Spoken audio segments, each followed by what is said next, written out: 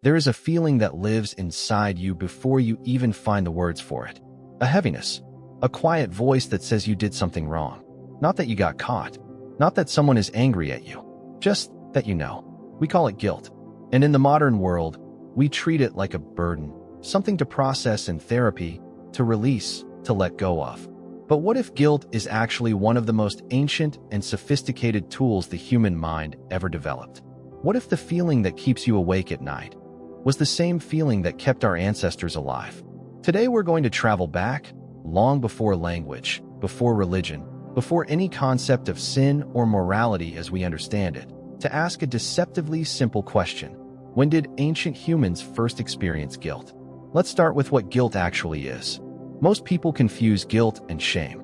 They feel similar. Both are painful. Both involve wrongdoing, but they work in opposite directions. Shame says, I am bad. Guilt says, I did something bad. Shame collapses inward. Guilt reaches outward. Shame wants to hide. Guilt wants to repair. That distinction might seem philosophical, but biologically, neurologically, it is everything. Shame activates the parts of the brain associated with threat and self-preservation. It narrows vision. It reduces empathy. In extreme cases, it can even fuel aggression, the cornered animal lashing out. Guilt, on the other hand, activates different circuits, areas tied to social cognition, theory of mind, the ability to model what another person is experiencing. It pulls us toward relationship, not away from it. And here is where it gets interesting. Because guilt requires something quite remarkable. It requires that you be able to step outside yourself and see your own actions through someone else's eyes. That is not a simple thing. That is one of the most cognitively complex things any mind can do. And it suggests that guilt did not arrive early in our story. It arrived late, and it arrived for a reason. To understand when guilt emerged, we need to understand what our ancestors actually needed it for. For millions of years, our hominid ancestors lived in small, tight groups, anywhere from 20 to 150 individuals. In these groups, survival was collective. You could not eat without others. You could not protect your children without others. You could not survive a long illness, a broken bone, a bad season, without the group absorbing that cost. This created an extraordinary pressure. In a world where cooperation meant survival, anything that damaged cooperation was dangerous. Not just socially embarrassing, literally life-threatening. Anthropologists call this the cooperation problem. Every group needs individuals who contribute, who share food, who defend others, who keep promises. But individual selfishness always tempts. And free riders, those who take without giving, erode the trust that holds everything together. So how did ancient groups manage this?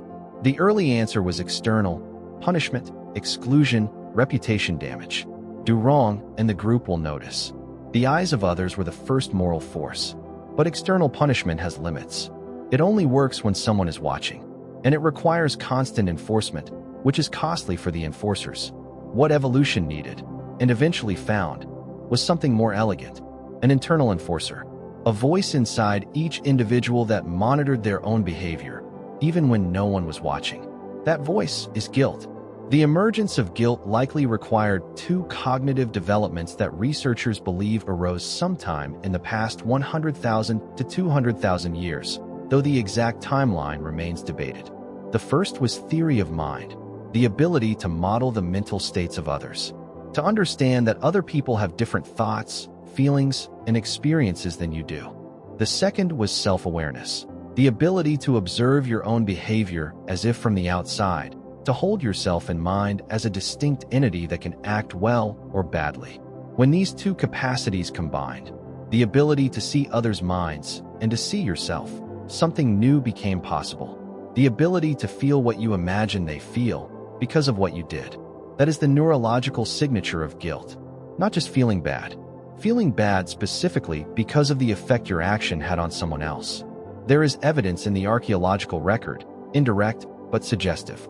Graves from as far back as 100,000 years show extraordinary care. Bodies arranged with intention, tools, and ochre placed alongside the dead. This suggests people were thinking about what others deserved, even after life ended. Social hierarchies in early humans were strikingly flat compared to other primates. This equality was not just imposed from outside, It required internal regulation. People choosing to share rather than hoard. To give rather than take.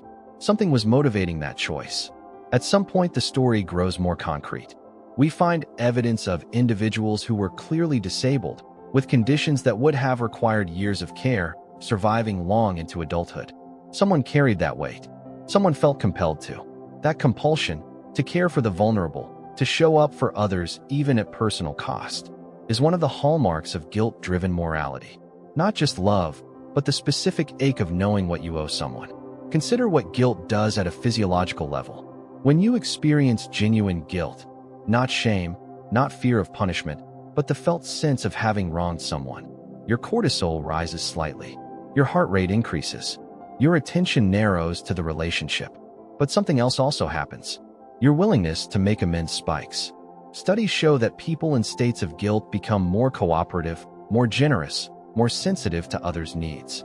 They give more. They apologize more. They repair. Evolution does not produce costly signals without reason. The physical discomfort of guilt exists because it motivates a specific behavior, repair. And repair is exactly what groups of vulnerable, interdependent humans needed most. But guilt has a shadow side, one that ancient people must have known as well as we do. When guilt becomes disproportionate, when it exceeds what the situation actually calls for, it stops being adaptive. It becomes rumination, self-punishment, a loop that consumes energy and produces nothing. Chronic guilt is one of the hallmarks of depression. It is also one of the mechanisms that, paradoxically, can make people less able to repair because they become so focused on their own suffering that they lose sight of the person they wronged. Ancient humans, researchers suspect, had rituals that served a specific function: collective release. Ceremonies, dances, shared grief, ways of naming the wrong, marking it, and setting it down. Not to avoid accountability, but to make it sustainable. The idea that you can feel guilt, act on it, and then release it, that is not a modern therapeutic concept. It may be one of the oldest psychological technologies in human history. There is a philosophical dimension here that I find almost unbearable in its beauty. Guilt is only possible if you believe that the person you hurt actually matters, that their pain is real, that your actions have consequences beyond yourself. To feel guilty is, in a strange way, an act of love, an acknowledgement that the other person is real as you are, that they can be hurt, that you can hurt them. Animals that lack theory of mind do not appear to experience guilt. They may feel fear of punishment. They may show submission. But the specific quality of guilt, the ache that persists even when no punishment is coming because you know you did wrong, seems to require a mind capable of genuine other awareness. That makes guilt one of the most profound markers of what we might call moral consciousness.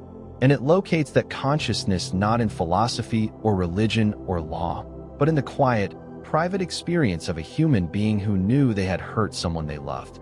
Imagine a group of humans, 50,000 years ago, sitting around a fire in the cold dark.